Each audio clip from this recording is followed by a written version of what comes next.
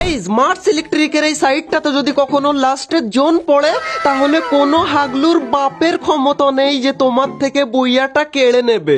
কিন্তু ভাই তোমাকে কিন্তু হাগলু ট্রিক্স প্রপার ভাবে কাজে লাগাতে হবে, না হলে হাগলুর বাপ কেন হাগলুর ছেলে এসেও তোমার পাশা ফাটিয়ে বুইয়া নিয়ে নেবে।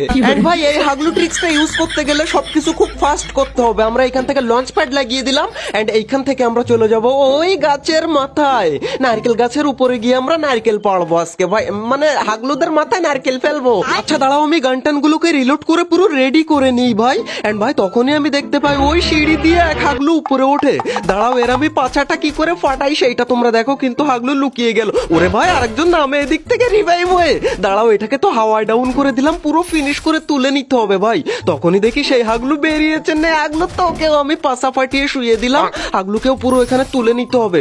এন্ড ভাই ওইখানে আরেকজন আছে ভাই, দাঁড়া তুই বেরোলেই মার খাবি আমার কাছে। এই না রে ভাই সেটা শুধু লুকিয়ে পড়ছে কেন, হাগলু বাইরে একবার বেরো তারপর দেখ তোর মজাটা আমি দেখাই। এই নে নে নে নে ভাই গুলওয়াল মেরে দিল। কিন্তু ওই যে কথাই বলে যে হাগলুর মরণ আমার হাতে, গুলওয়াল মেরেছিলিস ভালো কথা, তুই বাইরে কেন বেরোলি? এই না হাগলু তোকেও পুরো আমি ফিনিশ করে দিলাম এইখান থেকে।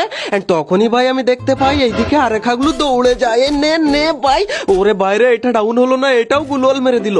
এন্ড হাগলু দেখি এইদিক থেকে পালিয়ে চলে যায় রেঞ্জের বাইরে ভাই। তখনই এইদিকে দেখে এক হাগলু দৌড়ে জোনে ঢোকে, দাঁড়া আবার বসে এইখানে, হাগলুর পাছাটা ফাটিয়ে দিলাম। হাগদে বসেছিল হাগলু।